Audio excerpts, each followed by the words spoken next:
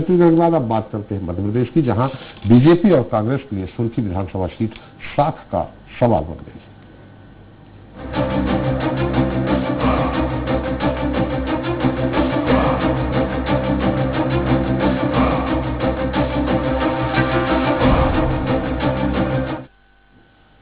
तो कांग्रेस पार्टी सुर्खी सीट पर बीजेपी से लगभग घोषित हो चुके प्रत्याशी मंत्री गोविंद सिंह राजपूत को पटकनी देने के लिए पूर्व विधायक पारुल साहू और सुर्खी विधानसभा के कद्दावर नेता राजेंद्र सिंह मोकलपुर को अपने खेमे में शामिल करने के लिए लंबे समय से कोशिश कर रही थी, जिसमें अब उसे कामयाबी भी मिल गई है। दरअसल गुरुवार को पीसीसी चीफ और पूर्व मुख्यमंत्री कमलनाथ से मुलाकात करने वाली पारुल साहू कांग्रेस में शामिल हो गई। बीजेपी के पूर्व विधायक को कमलनाथ ने कांग्रेस की सदस्यता दिलाई। अब ये तकरीबन तय है कि बीजेपी के गोविंद सिंह राजपूत के खिलाफ पारुल साहू मैदान में होंगे। साथ ही कहा यह भी जा रहा है कि अब राजपूत की जीत की राह पहले से थोड़ा कठिन हो जाएगी। आखिर इसकी क्या वजह है, चलिए इसे लेकर चर्चा शुरू करें। उसको पहले देख लेते हैं एक रिपोर्ट।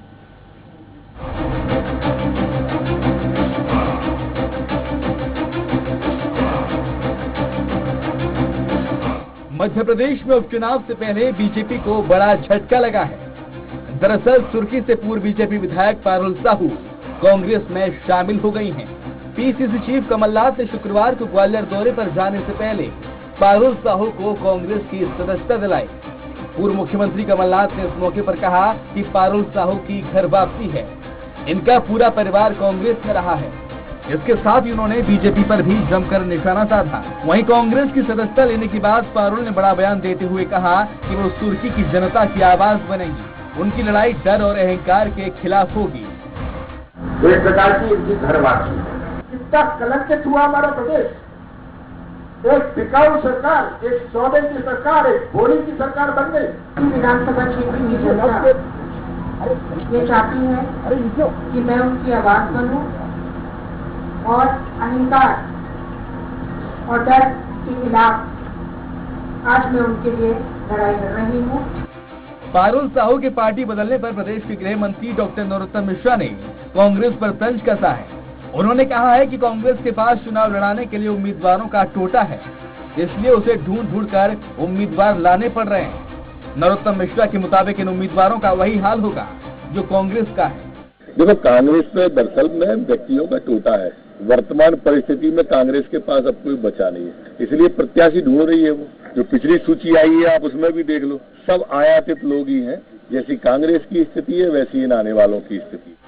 बहरहाल प्रदेश के 28 विधानसभा सीटों पर होने वाले उपचुनाव से पहले दल बदल का दौर जारी है। इसी क्रम में पारुल साहू ने बीजेपी को छोड़ कांग्रेस ज्वाइन कर ली। माना जा रहा है कि पारुल साहू सुर्खी सीट से उपचुनाव लड़ेंगी। यहाँ उनके सामने बीजेपी के मंत्री गोविंद सिंह राजपूत को हराने की बड़ी चुनौती होगी। हालांकि ये बात किसी को भूलना नहीं चाहिए कि साल 2013 में सुर्खी के चुनावी दंगल में पारुल साहू ने कांग्रेस प्रत्याशी गोविंद सिंह राजपूत को हराकर उन्हें जीत की हैट्रिक लगाने से रोक दिया था। ऐसे में अब जब पारुल साहू फिर मैदान में होंगी तो बीजेपी की सुर्खी में जीत की राह आसान रहने वाली नहीं है। Bureau report, Swaraj express. तो साल 2013 के विधानसभा चुनाव में पारुल साहू बीजेपी की उम्मीदवार थी और गोविंद सिंह राजपूत कांग्रेस के टिकट से मैदान पर थे। इस चुनाव में पारुल साहू ने गोविंद सिंह राजपूत को हराया था। हालांकि हार का अंतर बहुत कम था। 2013 में पारुल साहू को 59,513 वोट मिले थे, जबकि गोविंद सिंह राजपूत को 59,372 वोट। लेकिन अब होने वाले उपचुनाव में गोविंद सिंह राजपूत बीजेपी से हैं और पारुल साहू कांग्रेस।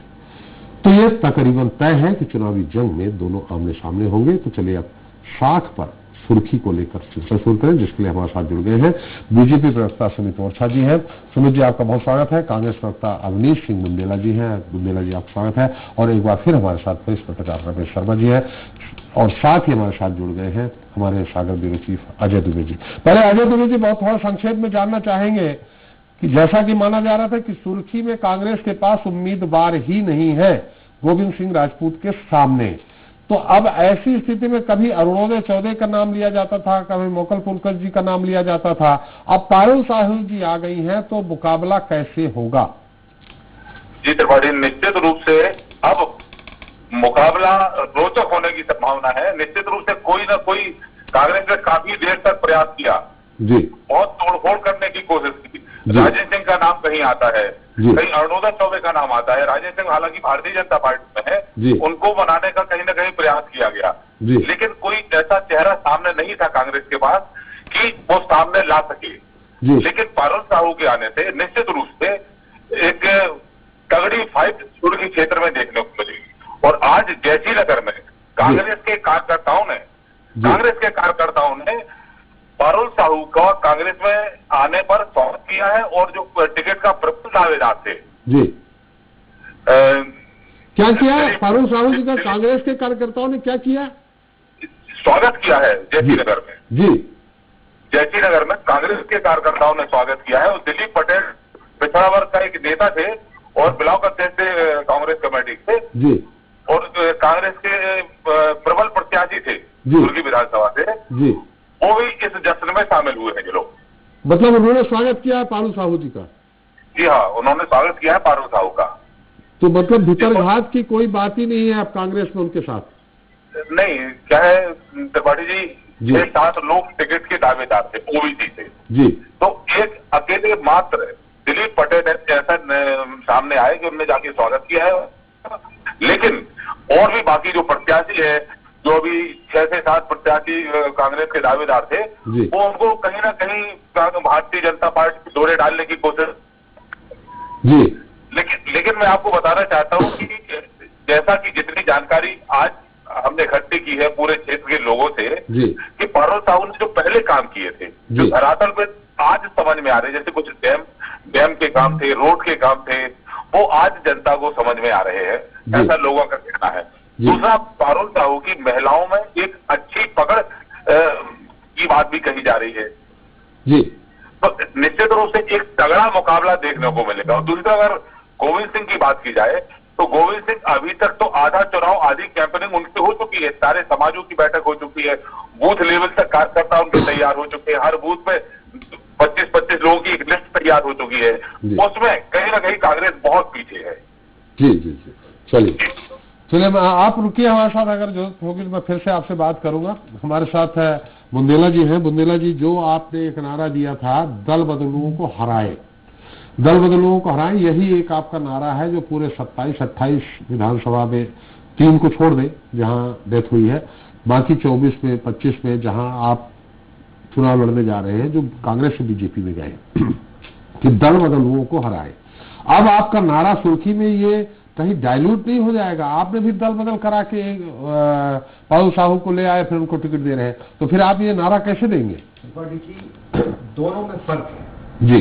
पारुल साहू जी ने बकायदा जनता के सामने आकर, मीडिया के सामने आकर बकायदा अपना निर्णय लिया है जी, और वो किसी बेंगलोर के रिसोर्ट में बैठकर सौदेबाजी करके अपना वीडियो जारी नहीं किया उन्होंने। जो इन 22 दल बदलुओं ने, गद्दारों ने किया है, देखिए ये हम नहीं कह रहे त्रिपाठी जी के गद्दार।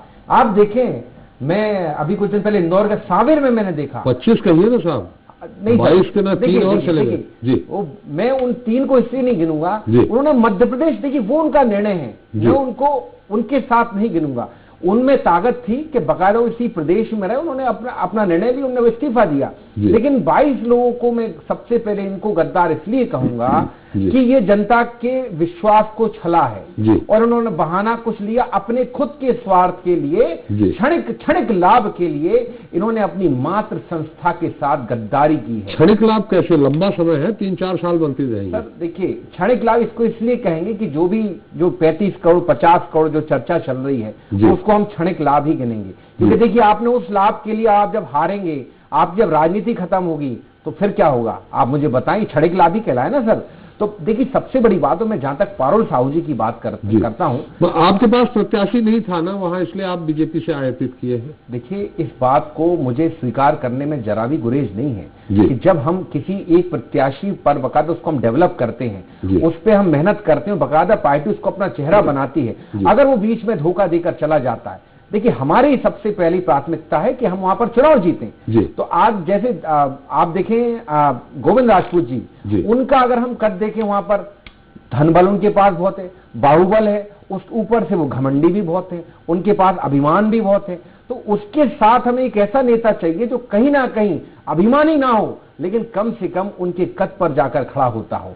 पारुल साहू जी का परिवार भी देखिए पुराना एक अच्छा सम्मानजनक एक व्यवसायिक परिवार है और पूर्व से सागर में जाना पहचाना परिवार इस पूरे जिले में। शराब का व्यवसाय है। देखिए शराब का व्यवसाय करना कोई गलत बात तो है नहीं जी। और ये शराब का व्यवसाय करना अगर गलत बात हो तो सरकार को मुझे लगता है बंद कर देना चाहिए। लेकिन हाँ, मैंने आपको याद दिलाया, शराब से मुझे बात याद आई, मैं बोलने वाला था कि ये वही गोविंद राजपूत हैं जिन्होंने एक बुंदेलखंड की बेटी का, जिन्होंने सागर और सुर्खी की बेटी का अपमान इस तरह से किया था कि दारू वाली विधायक है, ये दारू वाली नेता है। तो मुझे लगता है अब सुर्खी की जनता, सुर्खी की बहू बेटियां, सुर्खी की आवाम गोविंद राजपूत से पूछेगी कि दारू वाली महिला क्या होती है। मुझे लगता है अब जनता उनसे सवाल पूछेगी और पारुल साहू जी को बकायदा एक प्लेटफॉर्म मिला है दोबारा अपनी बात रखने का, क्योंकि पारुल साहू जी चुनाव हारी नहीं थी त्रिपाठी जी। पारुल साहू जी का टिकट काटा गया था और उसके बाद उन्होंने बकायदा वो जिस पार्टी में थी उन्होंने इस पार्टी से निष्ठा निभाई। आज 1.5 से 2 साल होने जा रहे हैं, उन्होंने बकायदा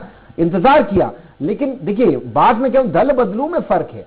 जैसे हमारे यहाँ अजब सिंह कुशवाहा जी भी आए, बकायदा यहाँ वो कहीं बेंगलोर रिसोर्ट में जाके तो बैठे नहीं थे। हमारे यहाँ सतीश सिकरवार जी आए, अभी आपके केएल अग्रवाल जी आए पूर्व मंत्री। वही लोग आ रहे हैं जिनको बीजेपी ने उपेक्षित किया है, बीजेपी से वो हार गए। देखिए आप मुझे बताएं उपेक्षित बीजेपी ने ऐसे किया, सबसे पहले आपने टिकट काटा, चलिए ठीक है आपकी अपनी रणनीति थी। उसके बाद जिन लोगों ने अपने जीवन भर पार्टी को अपने पसीने से अपने खून से सींचा, आज आप बाहर से जो नरोत्तम मिश्रा जी का मैं बयान सुन रहा था, आए थे लोग, अरे भैया जो लोग शीशों के घरों में रहते हैं वो दूसरों पर पत्थर नहीं फेंकते। नरोत्तम मिश्रा जी आप खुद ही आयतित सरकार बना के बैठे हो, आप बकायदा आपने तो आयतित कांग्रेस से आयतित करके उनको पहले आपने एक्सपोर्ट किया बेंगलोर, बेंगलोर से एक्सपोर्ट किया आपने दिल्ली जेपी नड्डा साहब के सामने, फिर वहां से आयतित करके आप यहाँ लाए हो। तो नरोत्तम मिश्रा जी मैं यही कहना चाहूंगा कि जो शीशों के घरों में रहते हो दूसरों पर पत्थर नहीं फेंका। रमेश जी की टिप्पणी ले एक बार। सुमित जी निश्चित तौर पे आप उनके सवालों का उत्तर देंगे, लेकिन आयातित जो उन्होंने कहा वही हम आपसे सवाल करने जा रहे हैं कि आप उनको तो बोल रहे हैं कि आयातित कर रहे हैं, पहली सूची जो आई है उसमें इतने आयातित किए, केएल अग्रवाल को आयातित किया और 2, 3 और 4 नाम। अरे आप तो पूरे ही आयातित किए हो, सरकारी गिराए हो। 3 को छोड़ दिया जाए, राजगढ़ और जौरा और आगरमालवा, तो सारे आयातित हैं आपके पास और उन आयातितों के अलावा टिकट देने का आपके पास कोई विकल्प भी नहीं है, उन्हीं को देना है। पार्टी ने बहुत अच्छा सहयोग ये है कि जिस समय इस दिन विधानसभा के पटल पर 2 विधायकों को कमलनाथ जी हमारी पार्टी के विधायकों को लेकर के प्रेस कॉन्फ्रेंस कर रहे थे और ये बताने की कोशिश कर रहे थे कि हमने आज सरकार को दिग्विजयी कर दिया है। उस दिन भी मैं आपके चैनल पर था और मैंने एक स्लोगन बोला था कि शुरुआत तुमने की है, परिणाम अंत हम करेंगे। जी हमने कहा था उस समय भी आपके, मुझे याद आ गया सहसा मैंने उस समय उनने आयातित करने का प्रयास किया और आपने 25 आयातित कर लिया। त्रिपाठी जी अपन दूर बैठे हैं, मैं थोड़ा स्टूडियो में नहीं हूँ, जब मैं बोलूँ तो फिर इसके बाद आप बोलिएगा तो अच्छा रहेगा। आपकी आवाज मुझे थोड़ा डिले आती है तो थोड़ा संक्षेप में बोलिएगा साहब, संक्षेप में। त्रिपाठी जी जब कांग्रेस ने हमारे धड़े में, हमारे कुनबे में तोड़फोड़ करने की कोशिश की, यद्यपि ये काम हमेशा कांग्रेस ने ही पहले किया, भारतीय जनता पार्टी ने नहीं किया। उन्होंने 2 को तोड़ा तो 22 चले गए, फिर 1 को तोड़ा तो 3 चले गए, फिर ऐसे ही करके ये जितने ही बार हमारे कुनबे में तोड़फोड़ करने की कोशिश करेंगे और ज्यादा वो कुछ कितने तोड़े थे तो सीधे 76,000 चले गए। अभी इन्होंने फिर पारुल साहू जी को और हमारे एक और वरिष्ठ नेता को ले लिया है। ये जितनी बार करेंगे उतनी बार हमारे इनके कुनबे में भगदड़ मचेगी। पारुल साहू जी का जहां तक सवाल है, पारुल साहू जी स्वयं अपनी अलोकप्रियता के कारण 2018 के चुनाव के पहले जिस तरह का विरोध उनके खिलाफ क्षेत्र में पनपा था, उन्होंने स्वयं 1 वर्ष पहले घोषणा कर दी थी कि अब मैं विधानसभा का चुनाव नहीं लड़ूंगी। पार्टी ने उनसे नहीं कहा था, टिकट उनका नहीं कटा था, वो सिटिंग एमएलए थी। 1 साल का समय 2017 मई की बात है, 2017 में उन्होंने अपने आप को डिनाई कर दिया था कि अब मैं चुनाव नहीं लड़ूंगी। ये कहा सार्वजनिक तौर पे कहा था उन्होंने और जिन महिलाओं को तरफ सार्वजनिक मंच पर कहा था, सार्वजनिक मंच पर कहाँ के मंच पे कहा था और फेसबुक पर लिखा था कि अब वो चुनाव नहीं लड़ेंगे, क्योंकि उनको अलोकप्रियता, इस कारण जिन महिलाओं की बात वो कर रहे हैं उन्हीं महिलाओं को शिकायत थी कि इनके द्वारा बिकवाई जा रही शराब के कारण जगह जगह हमारे घरों में आर्थिक समस्या हो रही है। वहां से बहुत व्यापक विरोध के कारण उनको ये अनुभूति हुआ और उन्होंने उस तरह का निर्णय लिया था। खैर हम वो नहीं जानते हैं। 2018 में जो 2013 में जितने वोट पारुल जी को मिले थे 59,000 वोट, 2018 के चुनाव में भी कांग्रेस की तमाम घोषणाओं के बावजूद भी 2018 में भी हमें उतने ही वोट मिले। हमारे वोट बैंक पर उनके साइलेंट होने का भी या उनके विरोध करने का भी कोई फर्क नहीं पड़ा। भारतीय जनता पार्टी का वोट, लेकिन आपको इतने वोट मिले और दूसरी तरफ गोविंद राजपूत कांग्रेस के प्रत्याशी के बढ़ गए 70,000 से ऊपर चले गए।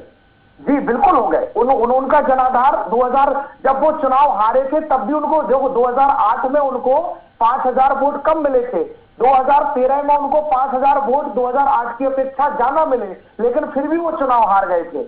ये कई बार होता है चुनाव में त्रिपाठी जी कि जब हम ज्यादा वोट लेकर के भी चुनाव हार जाते हैं, लेकिन उनका वोट बैंक आप उनका पूरा राजनीतिक दल का सिनेरियो देखें कि अभी उनको 55-54,000 से 58-59,000 मिले, इसके बाद 80,000 मिले हैं और इस बार 1 लाख वोट से ज्यादा गोविंद सिंह राजपूत जी को मिलने वाले हैं, क्योंकि एक अच्छे जनाधार वाले प्रत्याशी के साथ में अब एक अच्छी पार्टी भी है, एक अच्छा दल भी है, एक अच्छे कार्यकर्ताओं का संगठन भी है। इसलिए 1 लाख से ऊपर वोट गोविंद सिंह जी राजपूत, जिस दिन परिणाम आएंगे उस दिन हम और आप बैठेंगे और आप मेरी बात को सहसा ही रिकॉर्ड करेंगे, रिकॉर्ड हो ही रही है, तो आप और हम उस दिन पुष्टि करेंगे।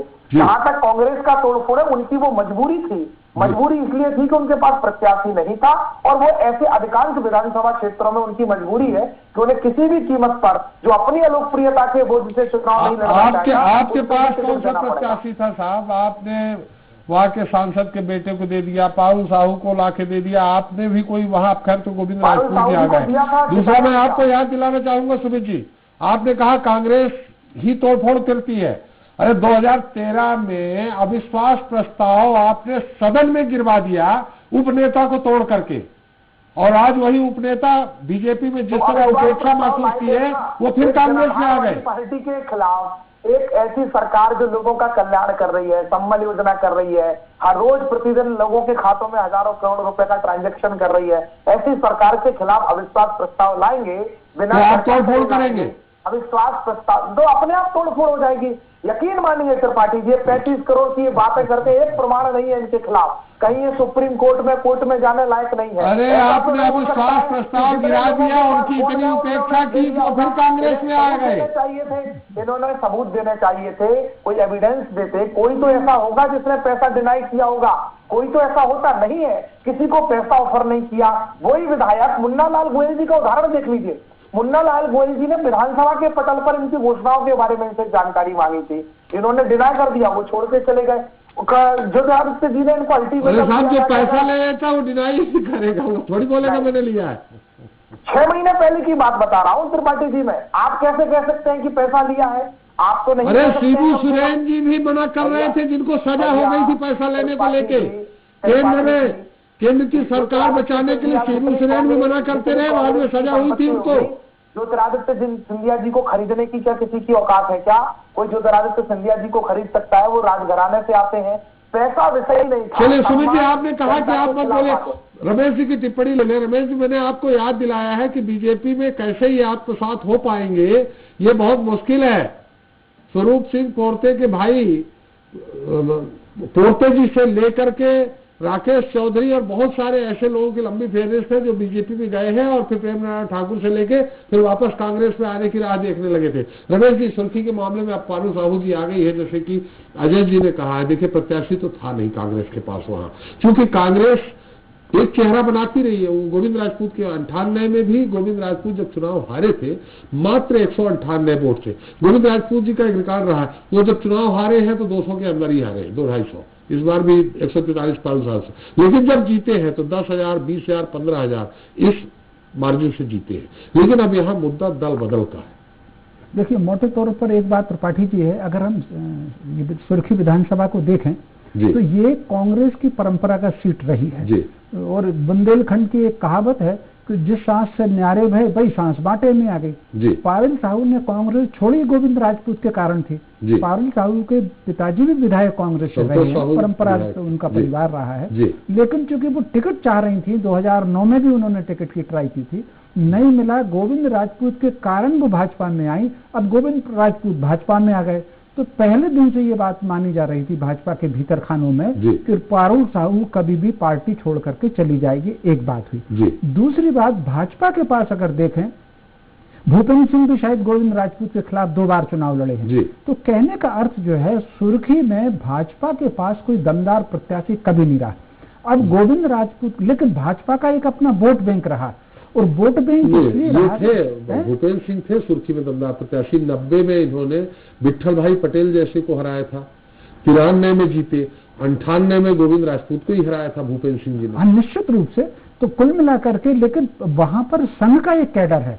आपको अगर ध्यान होगा, जब सुदर्शन जी ने संघ का जीवन आरंभ किया था तो वो सागर में प्रचारक रहे हैं, वो सुर्खी और आसपास बंडा से लेकर के उन्होंने स्वयंसेवकों की एक बड़ी टीम खड़ी की थी। तो वहां पर संघ का एक अपना वोट बैंक है। अब गोविंद राजपूत का एक अपना वोट बैंक है। स्वाभाविक रूप से पारुल साहू के कांग्रेस उम्मीदवार हो जाने से चुनाव दिलचस्प तो होगा, लेकिन अगर भाजपा का कैडर का वोट बैंक जो है, जो मैं समझता हूं 50 से 60 हजार के बीच में होगा, उसमें अगर गोविंद राजपूत के साथ जो कांग्रेस का वोट आएगा, मैं समझता हूं गोविंद राजपूत को ज्यादा कठिनाई सुर्खी में नहीं होगी। लेकिन फिर भी पारुल साहू के वहां चले जाने से, एक और बात मैं कहना चाहूंगा, एक आधा मिनट का समय लेकर के, कि ये जो 2 नेता रहे हैं बुंदेलखंड में, एक हरनाम सिंह राठौर भाजपा में लंबे समय के नेता, और संतोष साहू या उनकी बेटी पारुल साहू, इन्होंने पार्टी पर जितना काम किया है, उसके साथ साथ, क्योंकि ये लोग शराब लॉबी के आदमी रहे हैं दोनों, तो इनका अपना कैडर काम करता है। पारुल साहू जब कांग्रेस में थी तब भी, और जब वो भाजपा में आ गई तब भी उनका एक कैडर काम करता था। पारुल साहू विधायक बनने के बाद भी भाजपा कार्यकर्ता उनके साथ एडजस्ट कभी नहीं हो पाया। तो इसी तरीके से कांग्रेस में भी उनके सामने समस्या थी। तो मोटे तौर पर ये चुनाव दिलचस्प होगा, और स्वाभाविक रूप से अगर भाजपा के कैडर में असंतोष न हुआ गोविंद राजपूत के आने की, जिसकी मुझे संभावना वहां कम दिखती है, सांची की और हाट पिपलिया की स्थिति त्रिपाठी जी अलग हो सकती है, लेकिन मुझे सुर्खी में भाजपा कैडर में असंतोष की संभावना मुझे कम दिखती है। चुनाव हालांकि दिलचस्प होगा, लेकिन गोविंद राजपूत का पलड़ा मुझे भारी दिखता है। जी, चलो बुंदेला जी, संक्षेप में कुछ पलड़ा भारी दिख रहा है।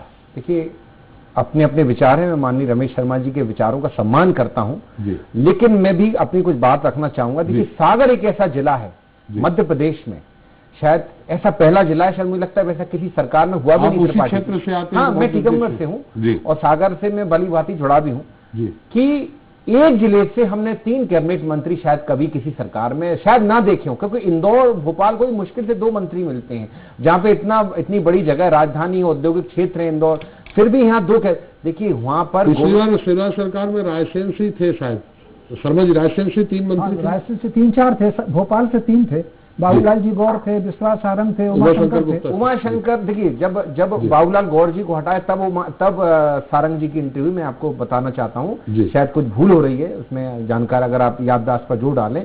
सबसे बड़ी बात देखिए, सागर में 2 बहुत बड़े नेता, रामपाल सिंह, सुरेंद्र पटवा और बाकी सेजवार, गौरीशंकर सेजवार, एक और। देखिए, मैं पर्टिकुलरली सागर की बात करूं, सागर में ब्राह्मण वर्ग से बहुत बड़े नेता आते हैं, गोपाल भार्गव जी। इसके अलावा एक नेता और आते हैं ठाकुर वर्ग से, वो आते हैं आपके भूपेंद्र सिंह जी। फिर एक शैलेंद्र जैन साहब, वो भी मंत्री बनने की बड़ी लिस्ट में थे, जैन वोटर्स पर उनका एक बहुत अच्छा प्रभाव है। और ये आप लोकल में पता कर लीजिए कि गोविंद राजपूत जी को ये दोनों पसंद नहीं करते, ये तीनों पसंद नहीं करते। आप कैसे बोल रहे हैं भाई, कैडर की बात शुरुआत देखिए, आप देखिए कैडर अपनी जगह है त्रिपाठी की, लेकिन सबसे बड़ी बात गोविंद राजपूत जी का अपना एक मिजाज है। हमने कुछ दिन पहले देखा होगा, एक ऑडियो वायरल हुआ था, किसी से कह रहे थे कि तेरे को आना हो तो आ, नहीं आना हो तो, आगे मैं नहीं कहना चाहूंगा क्या कह रहे थे। अभी 2 दिन पहले ही उनकी जबान फिसल गई थी, बोलने लगे कि भाजपा राम के नाम पर गंदी राजनीति करती, डायटी पॉलिटिक्स करती। वैसे भाजपा, वैसे जो सिंधिया समर्थक जो भी नेता है ना, मंत्री हैं त्रिपाठी जी, वो शिवराज जी के लिए भाजपा के सिरदर्द बने, सफेद हाथी बने, कल ही इमरती देवी का हमने देखा किस तरह से उनने बरसाया कलेक्टरों को फोन करके, वो तो चुनाव जिताने का बोल रही है। आज फिर बोल गई, आज फिर बोल गई। अभी एक दिन बोले थी कोरोना से ज्यादा कीटाणु उसमें पटकारों पे जब चाहे बरस जाती हैं। चाहे हम तुलसी सिलावट जी की जवान फिसलना देख लें, उन्होंने तो कलंक बता दिया था शिवराज जी मोदी जी को समाज के नाम पर। चलिए खैर, देखिए मैं बात बता रहा हूँ, तो सुर्खी की हम अगर सुर्खी में कोई ऐसा बने आपका जैसा अजय जी बोल रहे हैं कि उनका पूरा प्रचार एक राउंड हो चुका है, अभी पारुल जी के लिए नया है। देखिए मैं आपको वही बताऊं, आप चाहे लोकसभा चुनाव का इतिहास उठाकर देख लें जी, सुर्खी में सुर्खी और बीना विधानसभा, भले ही बीना विधानसभा से कांग्रेस नहीं जीती हो पिछले 2 चुनाव से, लेकिन यहां पर कांग्रेस का एक वोट बैंक रहा है। आप लोकसभा चुनाव का भी अगर निकाल के देखें तो बकायदा, देखिए लोकसभा चुनाव तो गोविंद राजपूत जी नहीं संक्षेप में समझ है ना, तो वहां भी कांग्रेस का एक वोट बैंक रहा। मैं पूरे दावे से कहता हूं कि सुर्खी में कांग्रेस का एक फिक्स वोट बैंक रहा है। और आप देखिएगा खासकर पारुल साहू जी का बेदाग चेहरा है, उनका समाज में जनता में व्यवहार बड़ा अच्छा माना जाता है। वहीं गोविंद राजपूत जी का माना जाता है कि बड़े गर्म मिजाज वाले, थोड़ा अभिमानी है। तो मुझे लगता है ये सारी चीजें जनता के बीच में जाएंगी, और जब भी एक साफ सुथरी महिला अगर जनता के बीच में जाती है तो निश्चित तौर पर जनता उसको पूरा प्यार देती है, सम्मान देती है। चलिए संक्षेप में ओरछा जी, बहुत संक्षेप में, फिर एक बार फिर हम ब्यूरो चीफ के पास जाएंगे, अपने अजय दुबे जी के पास। त्रिपाठी जी, 28 विधानसभा क्षेत्रों में भारतीय जनता पार्टी बड़े अंतर से जीतने जा रही है। ये हमारी कमजोरी की कहीं हमारे नेता कहीं एक दूसरे का विरोध कर देंगे जैसी आशा इनको मंत्रिमंडल विस्तार में थी, विभाग वितरण में थी, वैसी उम्मीद पाल करके उस भरोसे पर कांग्रेस बैठी है। जमीन पर कांग्रेस है नहीं, जमीन केवल फेसबुक, ट्विटर, ट्विटर और मीडिया और सोशल मीडिया, इनके सहारे भारतीय जनता पार्टी के नेता कहीं विरोध कर देंगे, इस पर एक चुनाव जीतना चाहते हैं। ऐसा कभी होगा नहीं। 15 महीनों का वादा का हिसाब देने की इनका सामर्थ्य नहीं है। 15 किसान नहीं बता पा रहे हैं, 15 बेरोजगार नहीं बता पा रहे हैं, 15 पुलिस वाले जिनको छुट्टियां, बहुत लंबा हो गया छुट्टी। ओरछा जी बहुत लंबा हो गया, लेकिन शिवराज जी और सिंधिया जी इमरती देवी को उप मुख्यमंत्री बनाना चाहते हैं, आप समर्थन में हैं?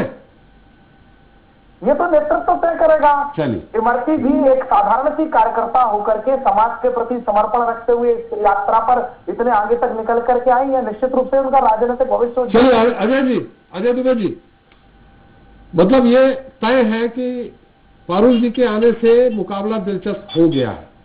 जी निश्चित रूप से पारुल जी के आने से मुकाबला दिलचस्प हो गया है, और जो भी काम पारुल साहू ने अपनी विधानसभा में विधायक रहते हुए कराए थे, तो वो सब सारे के सारे काम इस समय धरातल पर आने लगे हैं। लेकिन गोविंद राजपूत के लिए प्लस पॉइंट ये है कि उस समय मुख्यमंत्री शिवराज सिंह चौहान थे। जब शिवराज सिंह चौहान क्षेत्र में आएंगे, चुनाव प्रचार के दौरान आएंगे, तो उसकी पूरी की पूरी क्रेडिबिलिटी को अपने ऊपर लेंगे, वो गोविंद राजपूत के पेपर में भी जा सकती है सारी चीजें। जी जी दुबे जी, सुर्खी में ज्यादा प्रभाव शिवराज जी का प्रचार का रहेगा या सिंधिया जी का?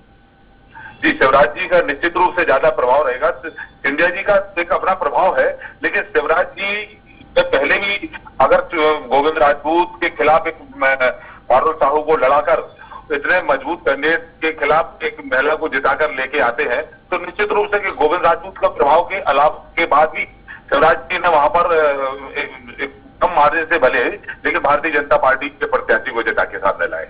चलिए बहुत बहुत धन्यवाद अजय जी आपका, बुंदेला जी आपका, ओरछा जी आपका, रमेश जी आपका सारी टिप्पणी के लिए। तो मध्य प्रदेश की 28 विधानसभा सीटों पर होने वाले उपचुनाव की जंग बीजेपी और कांग्रेस के लिए काफी अहम है।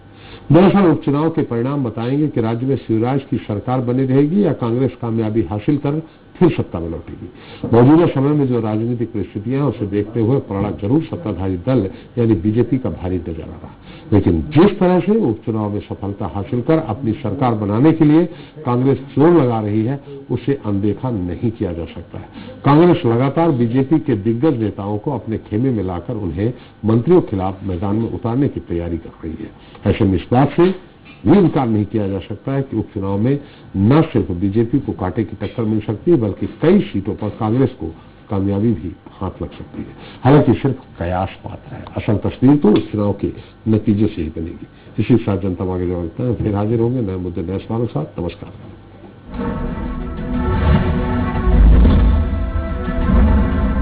आप देख रहे थे नंबर 1 प्रोग्राम जनता मांगे जवाब।